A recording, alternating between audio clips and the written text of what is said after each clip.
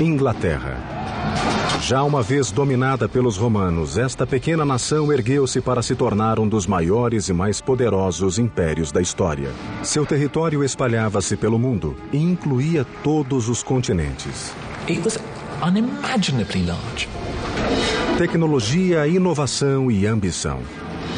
Eram essas as ferramentas com que foi construído o grande império e a formidável marinha britânica, cuja hegemonia exerceu o domínio de todos os mares. The Royal Navy is like the Microsoft of the global system in the 18th and 19th century. They are everywhere. O Império Britânico criou símbolos de domínio que até hoje provocam admiração.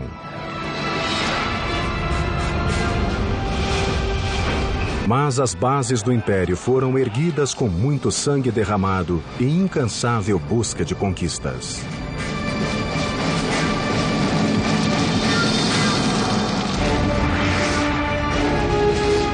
Construindo um império, a Grã-Bretanha, aço e sangue. 410 depois de Cristo. O mais poderoso império que o mundo já conhecera sofria um ataque irresistível. Em um ponto remoto da Grã-Bretanha, as invencíveis legiões romanas batiam em vergonhosa retirada. Atrás de si deixavam um vácuo militar e político. Pela primeira vez em mais de 400 anos, a vulnerável ilha teria de prover a própria subsistência. Era o fim de um império e o início de outro.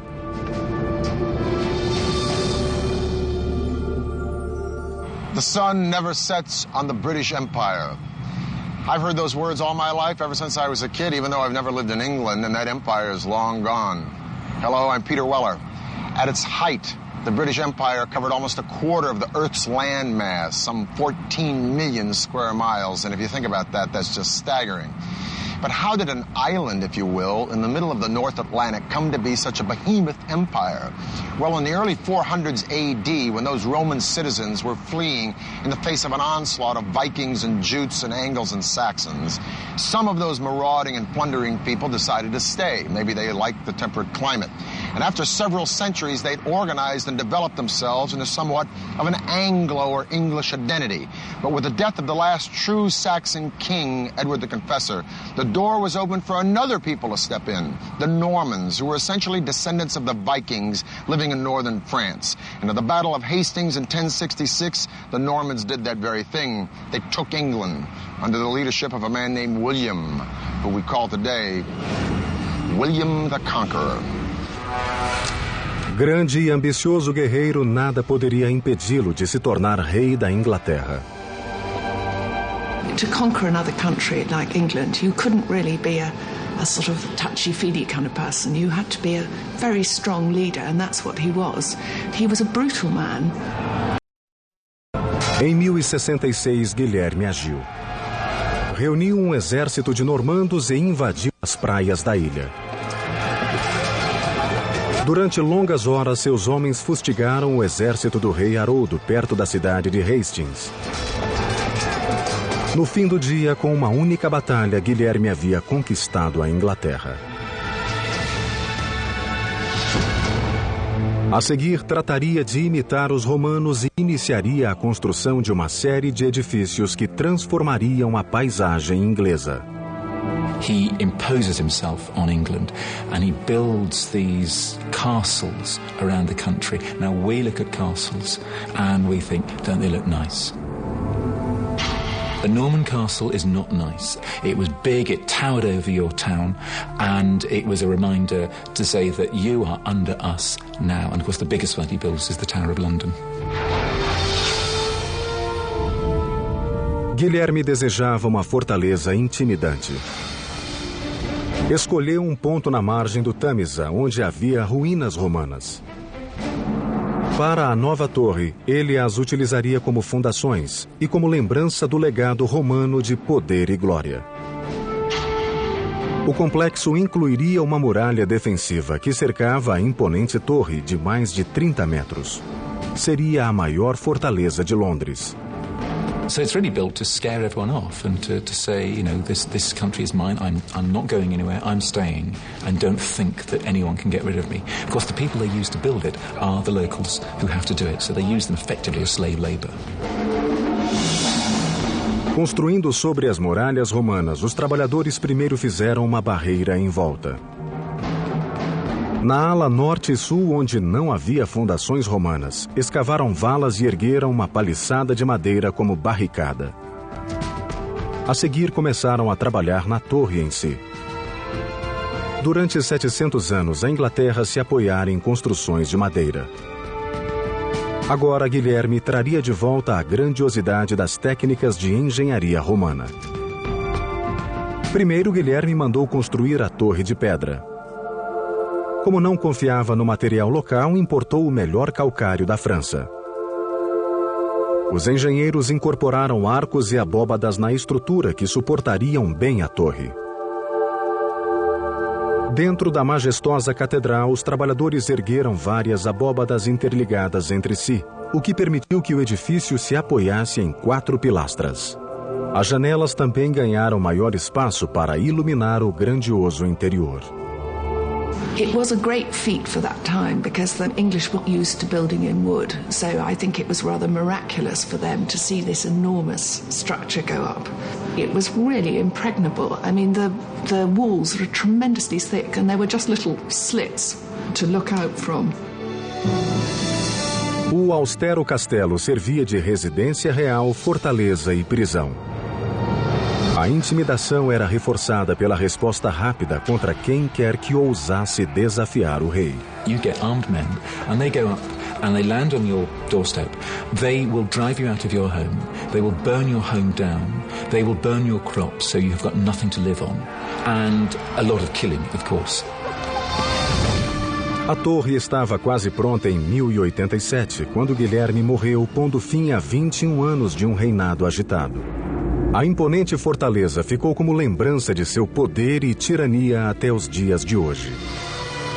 Uma série de reis normandos sucederam a Guilherme e continuaram as obras no complexo. Mas somente 400 anos depois é que a torre teria sua mais sinistra fase. O rei que a iniciou, porém, não era normando. Nascera da tradicional família inglesa Tudor e se tornaria um dos mais cruéis governantes da história da Inglaterra. Seu nome era Henrique VIII. O apetite de Henrique era lendário, quer por comida, quer por mulheres, quer por poder.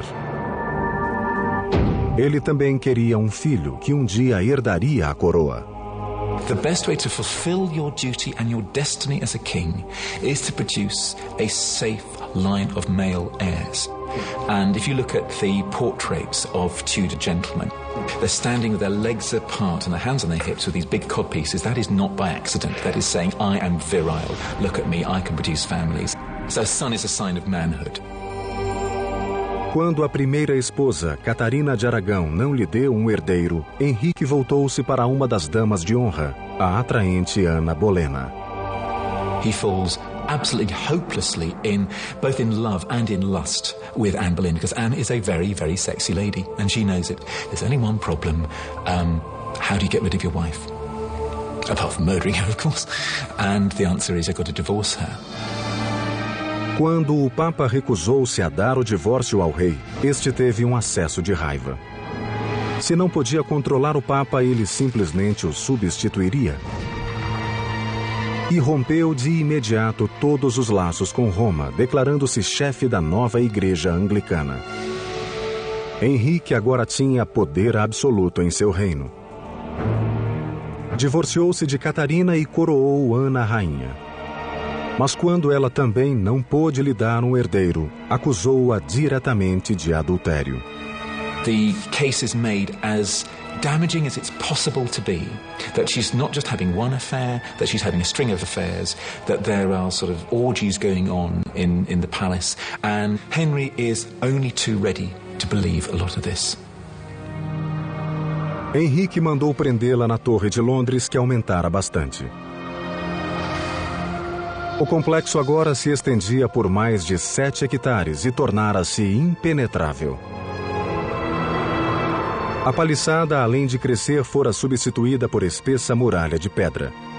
Uma série de torres reforçava a sensação de solidez e austeridade. A muralha externa escondia outra, mais baixa e mais espessa. Um fosso profundo e cheio de água fora escavado ao longo do perímetro. Com essas defesas, a fortaleza tornara-se virtualmente inexpugnável. Sob o tacão de ferro de Henrique, a fortaleza tornou-se palco de violência e crueldade. Era um calabouço e teatro de execução de seus inúmeros inimigos. Ali, Ana Bolena aguardou seu triste destino: a decapitação. Axe executions were actually really nasty because it was not uncommon for the axe not to finish the job in one blow. What he does with Anne Boleyn, he says, "For you, darling, nothing but the best." Instead of having her beheaded with an axe, he's going to have her beheaded nice and neatly with a sword. A 19 de maio de 1536, Ana Bolena foi conduzida ao pátio da torre. Com um ágil e único golpe, o problema de Henrique foi resolvido.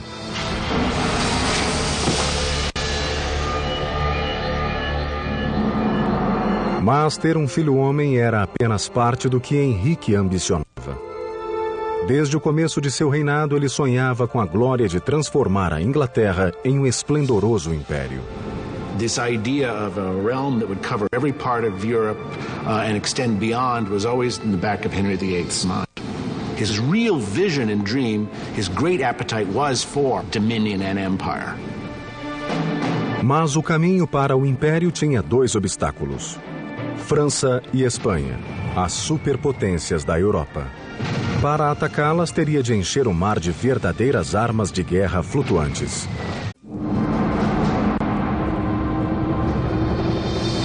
Verão de 1510. Um exército de trabalhadores devassou as florestas recolhendo material para a colossal tarefa de fazer da Inglaterra um império. Antes de conquistar terras, Henrique teria de conquistar o mar.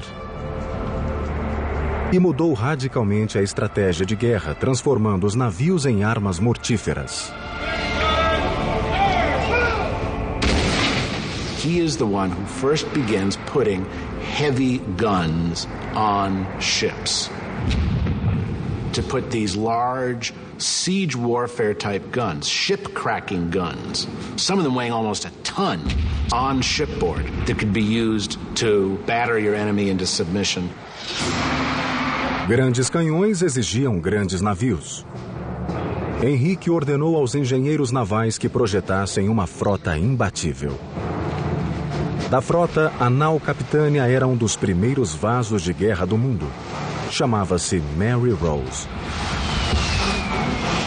The Mary Rose really epitomizes the mentality of naval planners of that age. Get as many guns pointing as many directions on shipboard as you possibly can.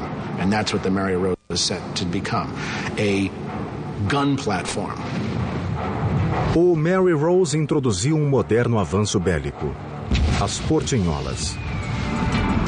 Eram orifícios nos costados do navio com janelinhas que podiam se fechar. Isso permitia que os canhões se posicionassem e disparassem através do costado. Desse modo, os decks foram dedicados somente à potência de fogo dos artilheiros. A combinação fez do Mary Rose uma máquina de destruição. This was a major revolution, really, in ship design, of which the Mary Rose was sort of very beginning. Em meados do século XVI, a marcha da Inglaterra rumo à supremacia naval prosseguia rapidamente. Mas Henrique deparou-se com um problema. Armar os navios com canhões de bronze depressa esgotaria os recursos do tesouro inglês. He's got to find other ways to produce the kinds of, heavy artillery, which can help his armies and his navy fight effectively, but at a lower cost. And the cast iron gun is the perfect solution. The cast iron gun runs less than a fifth of the cost of a bronze one. Não havia canhões de ferro fundido eficientes. Mas Henrique sabia o que fazer. Voltou-se para os melhores ferreiros do país na região de Weald e confiou a missão a seus engenheiros. The difficulty with casting in iron a large piece like a cannon was the fact that, for a start, iron had to be melted at a much higher temperature. Só havia um modo de conseguir a temperatura suficiente.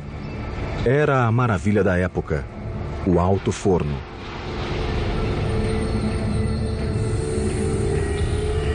Primeiro, os homens despejavam lascas de madeira e minério de ferro pela boca de um grande forno de pedra.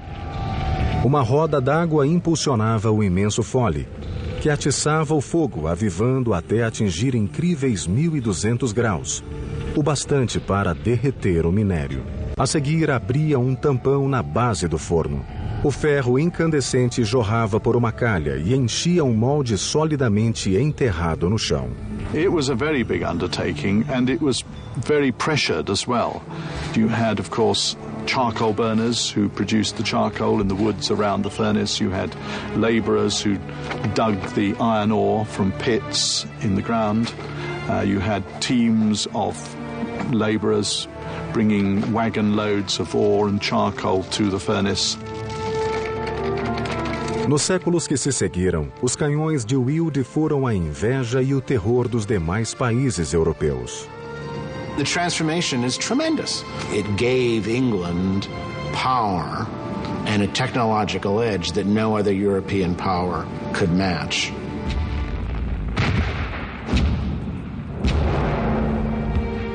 Em 30 anos, Henrique transformara sua frota em potência.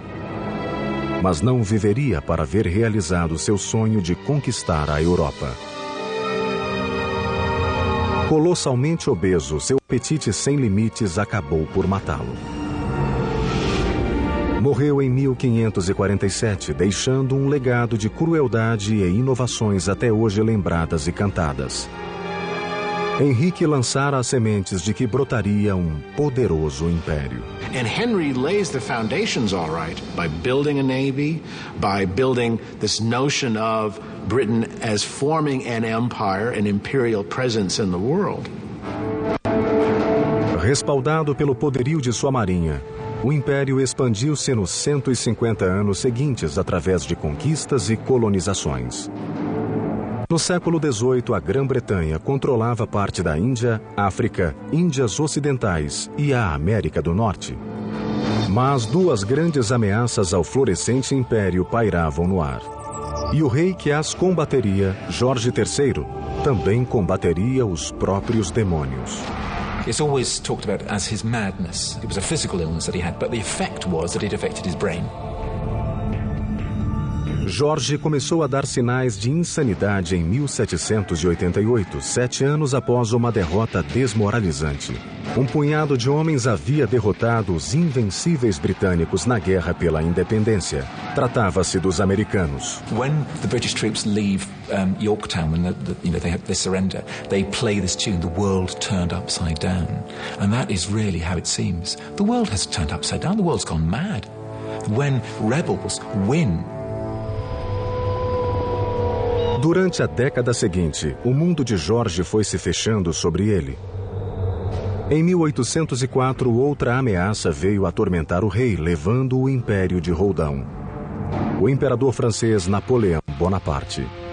No início do século XIX, o tirânico conquistador havia tomado a Europa. A Inglaterra era o último obstáculo para o domínio continental. He was as large a threat as the Nazis were in the Second World War. He was amassing the forces for an invasion of the British Isles. A Marinha Real Britânica tornara-se soberana dos mares. Em 1805, ela enfrentou a ameaça napoleônica de peito aberto na famosa Batalha de Trafalgar. Com excelente técnica naval e os mais avançados navios da época, a Inglaterra aniquilou a armada francesa e a espanhola somadas. Trafalgar confirms Britain's position as the supreme maritime power, and the British emerge as the unsurpassed masters of those naval technologies. Quando Napoleão sofreu sua grande derrota em 1815, Jorge III achava-se mergulhado na insanidade, sendo rei apenas figurativo. His mind is completely gone. His eyesight goes as well, and he wanders up and down the corridors of Windsor Castle. Has to be fed like a baby. Long beard, long hair, no idea what day it is. It's just very sad. Nessa época, a Inglaterra crescia rapidamente como superpotência devido à excelência de sua engenharia naval. Mas seria outro setor técnico que levaria o Império Britânico para o domínio global. O século XIX entrava em um período de descobertas nunca visto desde a época romana.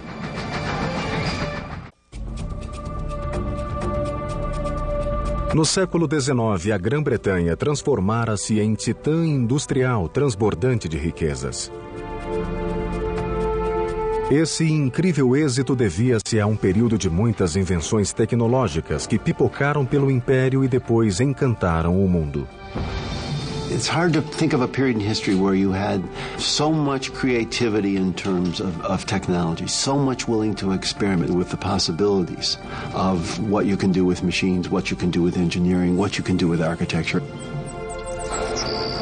No passado, os impérios foram construídos à mão. Agora, a Inglaterra construiria o seu com máquinas. Engineering innovations like cast iron and the turning of a warship into a single ballistic offensive entity with guns transformed the English Navy. And that Navy transformed England into an empire. And that military and commercial empire that spread from Europe to Asia, from the Americas to Africa, dominated the seas. But what about the land? Because by the early 1800s, Britain was jumping with productivity, but lacking in means of overland distribution. Well, in 1782, a man named James Watt perfected an engine driven by steam. But it was 40 years later that George Stephenson and his son Robert took that engine and with a firebox, boiler, piston, and a remarkable invention called the chimney, powered a locomotive called the Rocket over tracks at the blistering speed of 29 miles an hour and revolutionized overland commercial transportation with the railroad. Essa não foi a primeira locomotiva, mas suas características únicas mostraram que trens a vapor seriam a força do futuro. A chave da velocidade estava no motor. Uma série de tubos de cobre conduziam gases aquecidos em uma fornalha através de uma câmara de água, fazendo-a ferver. O vapor assim criado subia para uma cúpula, passava por uma válvula e dali para um cilindro.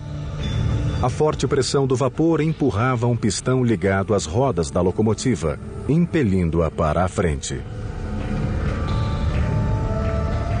O vapor era liberado pelo novo dispositivo, a chaminé, e ar fresco era sugado para a fornalha, avivando o fogo. Com esse avanço, a locomotiva podia andar a grande velocidade. Of all the locomotives that were imagined at the time, it's the one that looks the most like a locomotive will. I mean, it's going to be improved in innumerable ways, but that basic machine is the one that emerges as a locomotive for the next century.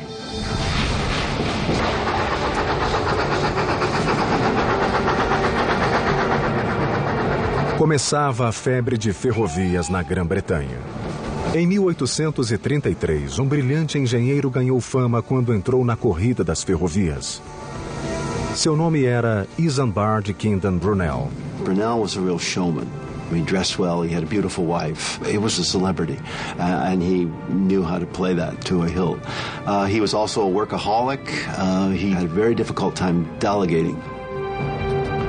Brunel sabia bem o que queria. Ele resolvera que sua ferrovia seria a mais arrojada até então.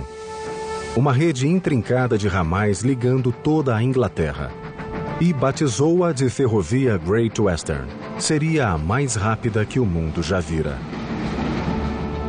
He wanted a track which was on a very, very shallow gradient so that the trains would be able to travel that much faster.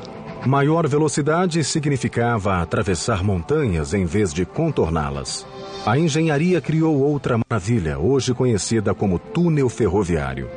It was necessary, essentially, to chisel through rock, and the length of the tunnel was something like 1 3/4 miles, which was really astonishing for this time. That's a really serious tunnel, even by today's standards. Brunel reuniu centenas de trabalhadores irlandeses para cavar o túnel. Começaram abrindo poços na crista da colina. Usavam pólvora para abri-los. A seguir, os homens eram baixados em cestos até a base, onde faziam a escavação com ferramentas manuais. Cavalos acionavam cabrestantes que içavam o material para o cume. It was a slow, painful and sometimes quite a dangerous process, of course. And there were fatalities on the box tunnel during its construction. Lots of dust, lots of grime, and when the explosions were going off, the risk of flying rock. Após 4 anos de trabalho em que pereceram mais de 100 pessoas, o túnel estava pronto. A Great Western foi inaugurada em 1841. Até hoje, os trens passam por esse túnel. A febre de ferrovias que Brunel ajudara a se espalhar tomou conta de todo o império, reforçando e apertando os laços do poderio inglês. Railways in the middle of the 19th century, first in England and then wherever they spread, they're sources of just incredible wonder. They're big, they're loud, they're dirty, and they're just power, and they represent speed, they represent the conquest of space and time. They're literally awesome machines. Com o enorme sucesso da ferrovia, a Grã-Bretanha agora achava-se décadas à frente dos demais países em tecnologia de engenharia. O império aproximava-se rapidamente de seu pico. Mas um golpe inesperado em seu centro nervoso sacudiria o império até as fundações.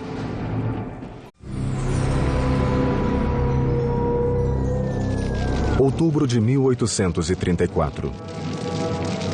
Na escuridão da noite londrina, um fogo violento graçou no próprio coração do Império Britânico, o Palácio de Westminster.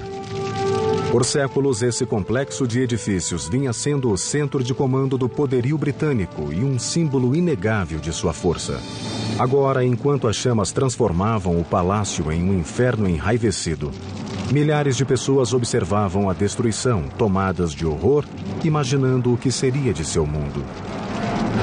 The fire of 1834 had dealt a devastating blow to the political nerve center of the British Empire.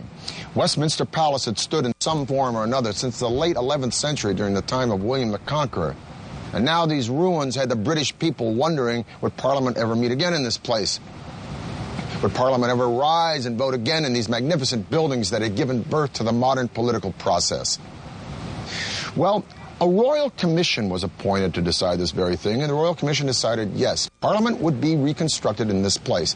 But now a more difficult question came up. What would these buildings look like? Would they be neo-Gothic, French, Italian, or English? Or would they be the perpendicular style of Elizabethan Tudor or English Renaissance?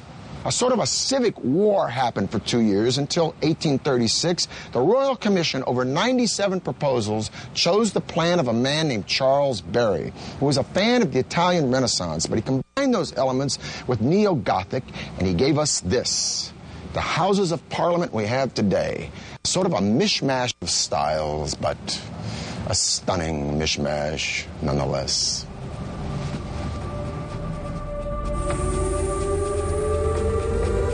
Com base no velho parlamento, os arquitetos projetaram um palácio de proporções colossais, 2 vezes maior que o Capitólio americano. Construído com um calcário nobre chamado Anston, o palácio ocupou mais de 3 hectares de terra, com torres alcançando até 100 metros de altura. Ficou decidido ainda que uma das estruturas teria um relógio no alto. Hoje ele é conhecido como Big Ben.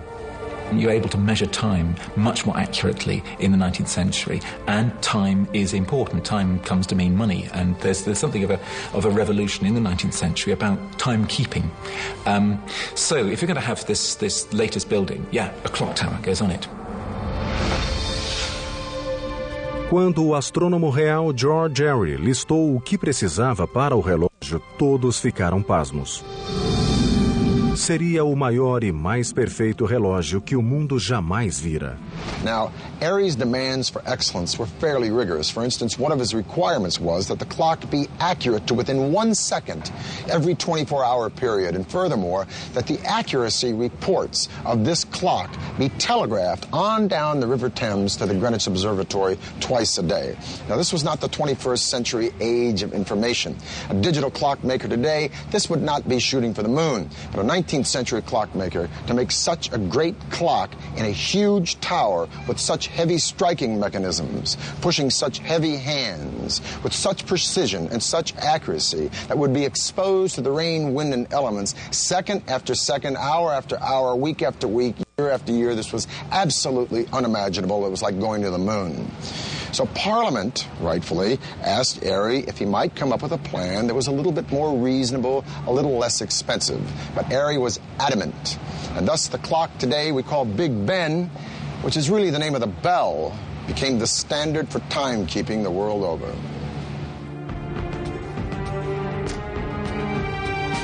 Curiosamente, foi um relojoeiro amador de nome Edmund Denison que projetou o famoso relógio, enquanto muitos profissionais falharam na tentativa de obter a perfeita precisão. Tal como outros relógios desse tipo, o Big Ben funcionaria com pesos, engrenagens e um pêndulo. Ao mesmo tempo, o desenho incluía um dispositivo novo, que protegeria o pêndulo das intempéries. 2 braços de metal controlavam uma roda de 3 raios. A cada movimento do pêndulo, um dos braços se abria, permitindo que a roda girasse. Isso regulava o movimento do relógio. Quando água ou neve pesava nos ponteiros, os braços isolavam o pêndulo e este continuava oscilando sem ser afetado. Para checar a precisão do relógio, os cronometristas simplesmente punham a mão no bolso. Pennies are used as part of its regulating its accuracy. By adding or taking away one of these old pennies from the pendulum, the clock can actually gain or lose 2/5 of a second in 24 hours. Com esse simples, mas inventivo método, o relógio ganhou fama como maravilha de precisão e pontualidade. The clock tower over the Parliament at the centre of the empire has a peculiarly powerful symbolic importance. It's as if time itself is governed by the British. Uma série de sinos informava os tempos secundários e um enorme sino central tocava a hora. Um fundidor chamado George Mears produziu o sino dentro das especificações de Denison. E assim nasceu o Big Ben, pesando nada menos que 13 toneladas. A multidão encheu as ruas de Londres e aplaudiu quando o Big Ben chegou à torre, terminada em 1858. Desde então, ele alegra a capital com seu som inconfundível. London grew as a city tremendously. It was really the first large-scale conurbation in the world. And as a city, it had to have its icons, and the ultimate icon being the Mother of Parliaments, the Parliamentary Building with Big Ben as a symbol of the strength and the power of the British Empire. Em meados do século XIX, a Grã-Bretanha chegou ao ápice da tecnologia da época. Mas sob o reinado de uma jovem e ingênua rainha, uma crise sacudiria Londres, levando-a à beira do desastre.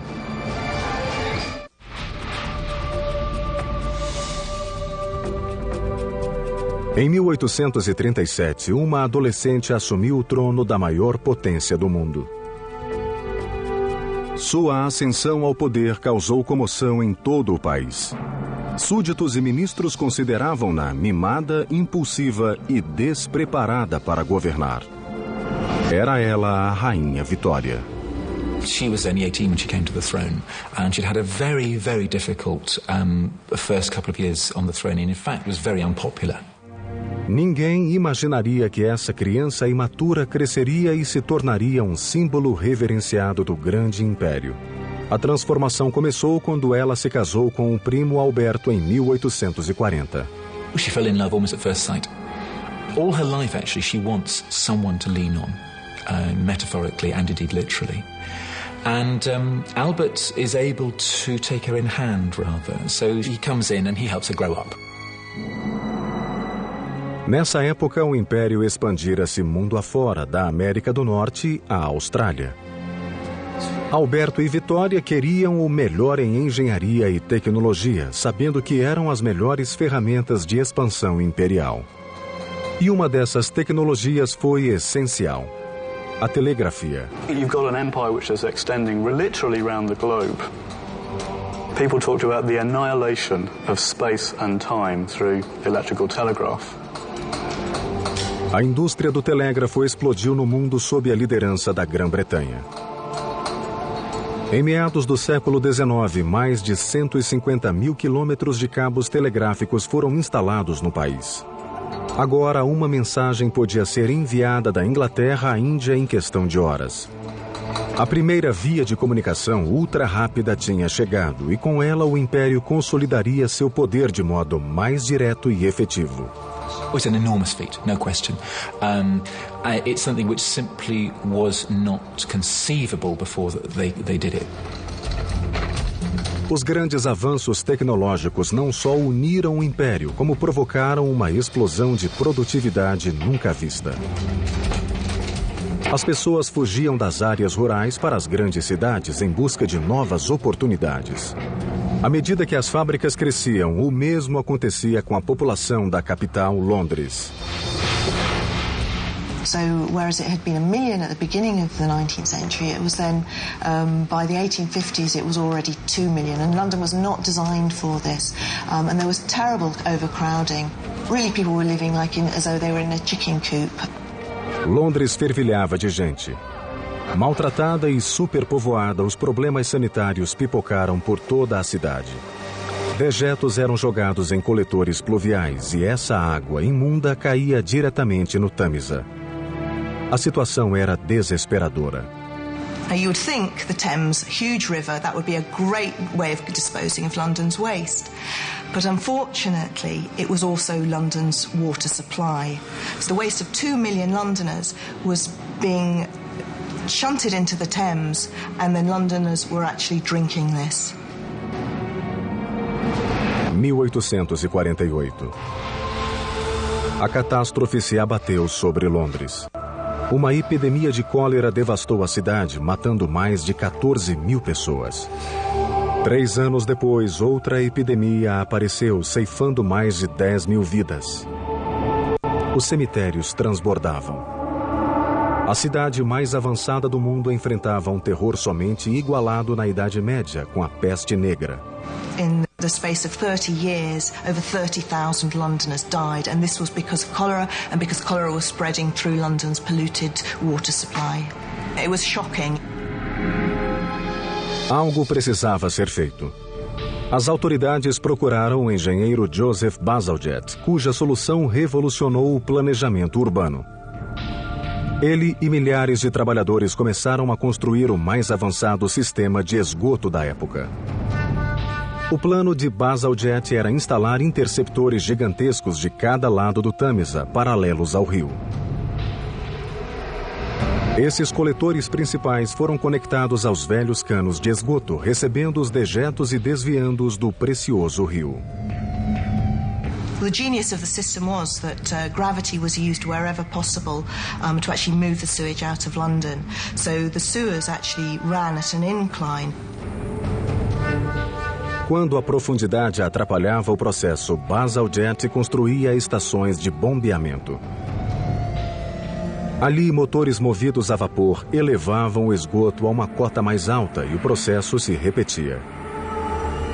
A tubulação conduzia os dejetos para 2 reservatórios, onde eram armazenados e liberados na maré alta quando a natureza completaria o processo. The sewer system really was one of the marvels of the 19th century. It used 300 million bricks. There was extraordinary earth-moving. It was a truly colossal task and brilliant, amazing. O extraordinário feito de engenharia transformou Londres na primeira metrópole mundial. Os demais países da Europa estudavam o projeto com admiração. Mas poluição não seria a única crise do reinado de Vitória. If you read Hard Times or Oliver Twist or David Copperfield or any of the other genius works by Charles Dickens, you'll get a sense of the staggering overpopulation in London in the 19th century. And some of the fallout of this horror was the sheer volume of traffic in London, a chaos of pedestrians and horses and carriages and carts hauling everything from hay to hardware. The traffic from the south alone was bottlenecking the London Bridge such that London felt like it was choking to death on its own success. London needed another river crossing, but a traditional bridge would block the big merchant boats coming upriver to the port. No, what London needed was a drawbridge, like that one. Construíram a ponte levadiça maior e mais sofisticada de quantas havia. E chamaram-na Ponte da Torre. Era toda de aço revestido de pedra para combinar com a Torre de Londres. Quando a ponte foi erguida, as básculas, de 1.200 toneladas cada uma, eram erguidas por motores a vapor. A energia fazia girar os pinhões ao longo de uma barra denteada, presa ao vigamento. Um eixo girava, enquanto o pinhão erguia a estrutura. As básculas paravam a um ângulo de 83 graus, permitindo que qualquer navio passasse. The rising of the bridge only took 1 minute to raise it, so it was an incredible feat of engineering. 400 homens levaram 8 anos para construir a Ponte da Torre. Hoje ela é uma das pontes mais conhecidas do mundo. Embora tivesse sido o grande mentor dessas obras, Alberto não viveu para vê-las prontas. Morreu em 1861, deixando Vitória inconsolável. Queen Victoria fell into grief the like you have never seen. Por quase 10 anos, Vitória isolou-se de tudo e de todos. Quando finalmente voltou à vida pública, a rainha surgiu forte e poderosa, dona de si como nunca fora. A adolescente imatura tornara-se uma verdadeira rainha moderna e ocupou bem seu lugar de líder do Império Britânico. All over the world, statues to Victoria are erected. There are massive celebrations all over the world, and in many cases, those celebrations are joined by the colonized peoples. She becomes a figure of affection. Vitória tornou-se símbolo do esplendor e poder do Império. Seu reinado marcaria o auge do poder britânico no mundo. O Império agora tinha possessões em cada continente e governava mais de 400 milhões de pessoas. Nenhum país pôde rivalizar com tal poder. O mundo não veria outro império desse tamanho. Queen Victoria died in 1901, at the dawn of the 20th century. She presided over a realm as large, as optimistic, confident, and as innovative as any in history. The British Empire had dragged mankind smashing into the modern age with mass production, rapid transit, and communication. The world would never be the same. Every single country and culture on this planet today has benefited in some way or another from British vision and imagination. The sun may have finally set on the British Empire, but regarding the miracles of the modern age, the sun never burned brighter. For the History Channel, I'm Peter Weller.